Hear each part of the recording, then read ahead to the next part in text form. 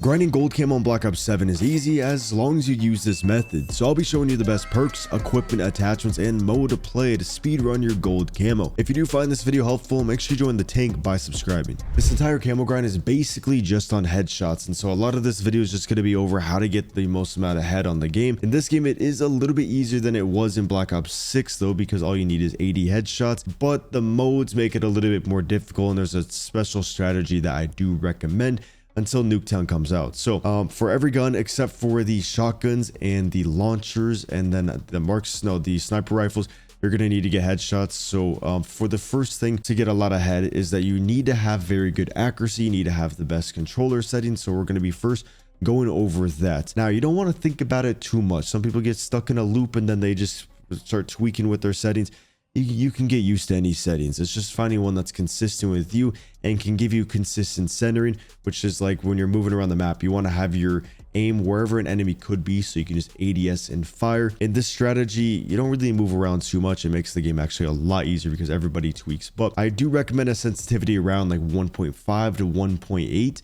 Majority of the professional players are using 1.6, 1.65, and so that kind of says something. I like 1.6.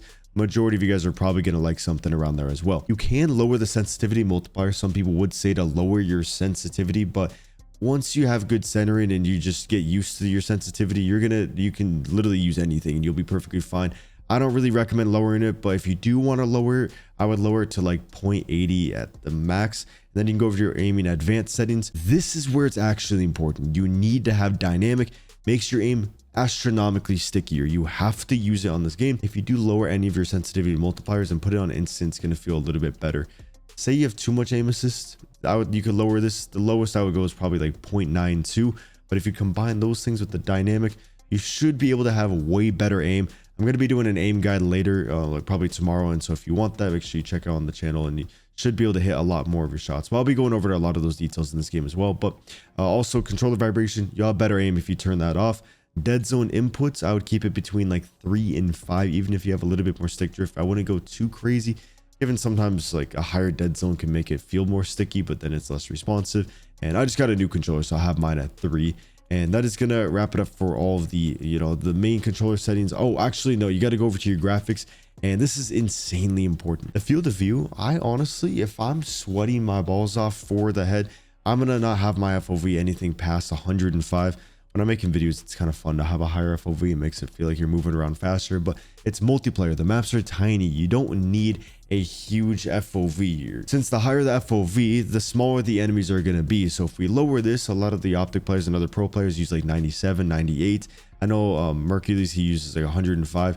That makes the enemies a lot bigger, making their head bigger, so it's easier to get those headshots. And so keep it around like 97 to 105 unless you're just trying to like have some fun on there. Have the weapon field of view wide, and then make sure the world motion blur and weapon motion blur is off. If you want overall the best settings, make sure you just go over to I have a video going in depth with every single one. Go over to your color customization as well, and then I would add, I don't know why this got reset, but do color filter target 2 both. Max out both of those intensities, and that's going to make everything a little bit more vibrant, since if the enemies are standing out, it's going to be a little bit easier to see them. Therefore, you can hit the head a little bit easier. And then you also want to go over to your crosshair lines, and you want this to be on static. It's going to make it just easier to center, since centering's that white dot basically wherever an enemy could be, you want that to be. So that's your passive aim. You ADS and you fire. It's going to help you out astronomically. And then you can go over to your crosshair dot and actually make it a little bit bigger. I like to have mine on larger. If you're on a bigger TV, like 50-inch plus, I would have it on the largest. It's going to be a lot easier to center correctly on them. And then I also like to make it a cyan blue. I don't know why a lot of these things got reset for me. So now it's going to be a little bit easier to center on those enemies. Therefore, I'm going to be able to hit that first shot and probably win that gunfight. And if you hit the first shot, your aim assist takes over, making it a lot easier to get those headshots. By the way, if you want every camo in Black Ops 7, make sure you check out my long-term sponsor, Guapsi. This is a group of people who will legitimately grind your account to unlock anything you want. This goes for all the master camos, iridescent, like actually anything, and they don't break TOS or play with cheaters, so there's absolutely no risk of being banned. I've worked with them for the past 3 years and haven't seen a single negative review, and so if you want all the master camos or iridescent rank risk-free, make sure you check out guapsi.com. I'll have their link down in the description description. For the perks I recommend is kind of ones that keep you off the radar. You're going to see in the class that we're using a suppressor. You don't really want the enemies to know where you're at, so then you can play off angles. You can hide in a corner and let the enemies push you, and if they don't know where you're at, you're going to be able to see them first most of the time and get that first shot off. So make sure you use Ghost. You can also do Flat Jack if you're getting naded a lot, but Ghost definitely helps. And I've just noticed the slower you play, the easier it is to get headshots. For the perk 2, doesn't really matter too much, but I like the Vigilance. It makes it so your minimap's a little bit bigger, so then if you have a UAV up or anything, or if the enemy fires a gun without a suppressor, you're going to be able to kind of have a higher chance to actually see them on there, to be able to pre-aim them and hopefully get that headshot onto them. And so I do recommend that actually also, because it makes it so you're immune to counter UAVs, which gets into something that pisses off everybody, and it really actually works for headshots. So for the next thing though, you want to use the charge link. Again, you can kind of use whatever. Looper's really fun, dexterity's fun. A lot of the time I'll just play and just go for headshots casually, but if I'm like really sweating for them, I'll use the charge link one, because then I can spam out scramblers.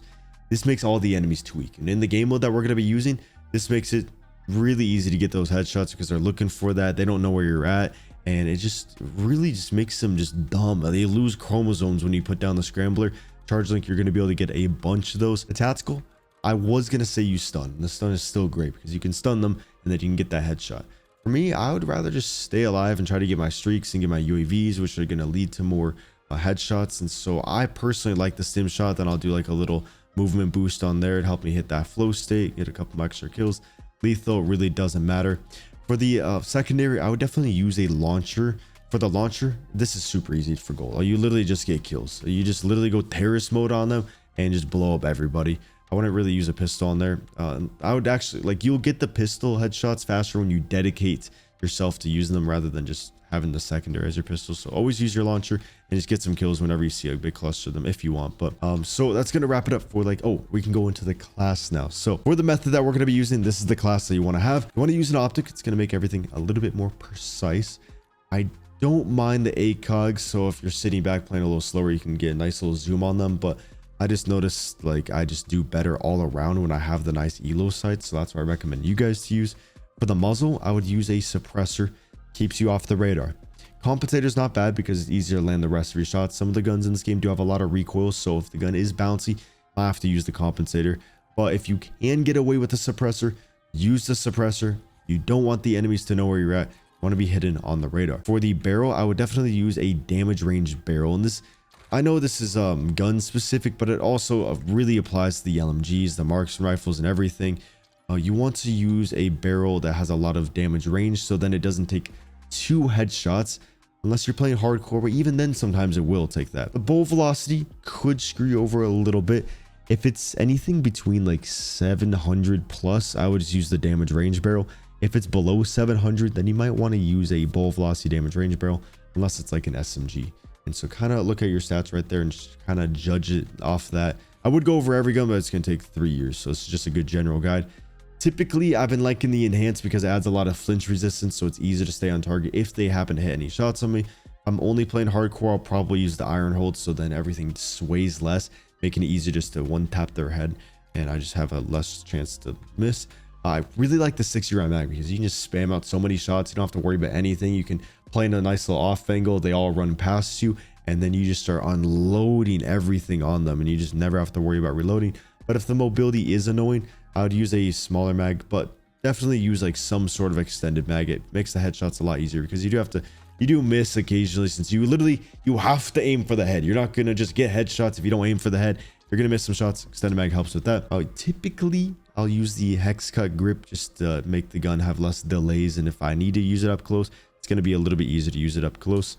For the stock, I do recommend a stock that adds a lot of strafing speed. When you strafe in your gunfight, gives you extra aim assist. That makes it a little bit easier to activate that strafe. And so when you're doing this in the gunfight, it's going to stick onto them more, and then you have a higher chance to get the first shot, and you're going to be a harder target to hit. And so yeah, you're going to be missing a lot of shots. Just make sure you strafe. That stock is going to help you, and just, you know, be able to get more of those streaks overall.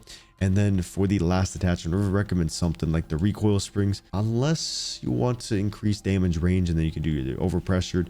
Basically, the higher the bolt velocity, the less you have to lead your shots. But in multiplayer, you don't really notice it after like 700 meters. Like, it just kind of gets like irrelevant in a way. So That's why I'm doing the buffer springs, just maximize recoil control. I would use something similar for every gun, even the SMGs and every other thing onto here. Snipers obviously just make them ADS really fast. That's going to wrap it up for the class. Before I get into the strategy, these streaks are very important. I do recommend the scout pulse or the counter UAV. If you're playing with friends, maybe use the UAV. A couple of them can maybe use the counter. Again, you don't want the enemies to know where you're at. You want to know where they are at. Scout pulse allows you to get it over and over. You can overclock it to do a lower score cost, so you can get it over and over. And you want to look at the minimap 24/7. Even when you're not doing this, look at the minimap 24/7. That's really what separates bad and good players. The good ones actually look at the minimap. So you can do like UAV, scout pulse, combine all those things. And then you could even just do a counter on top of that. For me, I can typically get the heart pretty often. And this shows me where the enemies are looking, making headshots really easy, especially on hardcore, because you know literally where they're going in real time. And so it kind of is up to your skill. But if you're not going to typically get 1400 score, just stick with the small ones and you're going to be able to, you know, really piss off the enemies. EMP also works super well.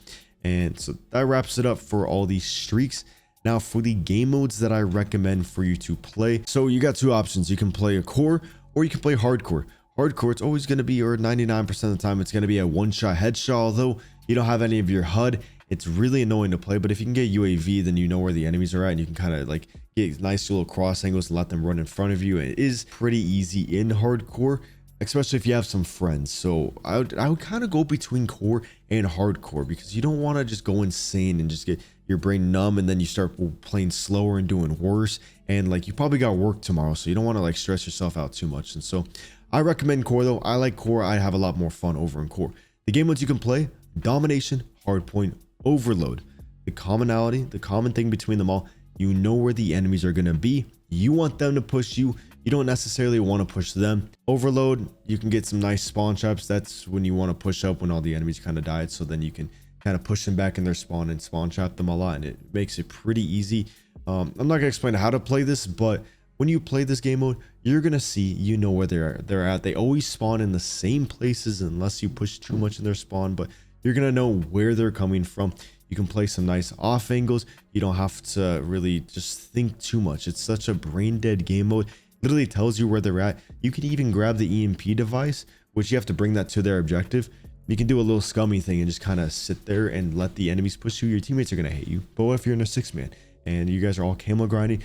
All the enemies are going to be funneling towards you. Or you could even sit in the back of the map and then, or sit somewhere, and the enemies are going to be trying to get the EMP from you, and then your teammates are holding the cross angles and just letting the enemies run into them. You don't really want to push them. The hard point, this is nice because then the enemies are all going to be in the hard point. You know everyone's going over there, and I found when you play the objective, you get a lot more headshots. You can literally sit in the hard point, head glitch something, let the enemies run to you. If they're weak, after you get them weak, don't chow them. They're always going to chow you. This is Call of Duty. Everyone has, including us, we have ADHD. Just overclock yourself and just bypass the ADHD. Let the enemies run into your bullets and you'll get so many more headshots. Domination, I don't mind. I just do it sometimes to mix it up so I don't go insane playing the same game modes. Domination's not bad though. You know where the enemies are going to be spawning, and they're always spawning opposite of where your teammates are. Like if your teammates are on the bottom left side of the map, enemies are spawning top right. Kind of, you know, it's always going to be the same throughout everything. My favorite though is going to be overload. This is the one I've been spamming, getting so many headshots, letting the enemies push me. It's so easy to figure out where they're at, and you sit in nice lines of sight and just literally camp. Once Nuketown does come out, which I believe is November 20th, that's when it's going to be unbelievably easier. And I'm going to have a new headshot method that I used in Black Ops 6. That video got like 250,000 views and everyone was thanking me so much. So make sure you subscribe for that. I'm going to be dropping that when Nuketown comes out. It is an incredible strategy, which that is going to wrap it up for a lot of the headshot guide. I know it's not super direct or there's not like a glitch for it, but you genuinely just have to aim. Like it's up to you to be able to hit the headshots, but that's some strategies that I've been doing and a lot of other people have been doing to fly through these camos. Now for the shotguns, all you got to do is get point blank kills. You put the barrel, you Diddy style the enemies, and it's super easy. You can sit in a house, you can sit by some doorways, let the enemies run past you. It's this one you could stun the enemies and just run up to them and just put the barrel on them, but a lot of the time I'll just play hard points. A hard point only for the shotguns. They run past you, you're hiding in the hard point, you're sitting by the hard point, run past you, boom. Or you can just slide into them. Use dexterity or gung-ho so you can just slide into them. This one, just everything that you can do to play aggressive It's really not that difficult though. Like, you don't even have to be that close to them. If you want a dedicated video, I can do one out there, but that one, you just sit in buildings, let them run past you, hold little choke angles. Now for the next one, we got snipers. This one's a little bit annoying because you have to get all these long shots.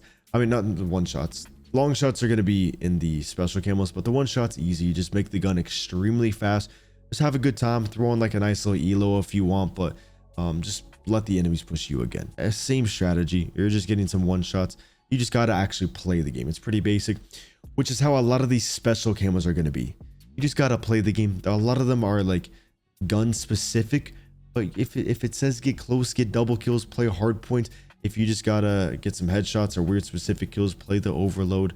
And I can't go in depth with every single special camo because a lot of them are different, but most of them literally it's just playing the game.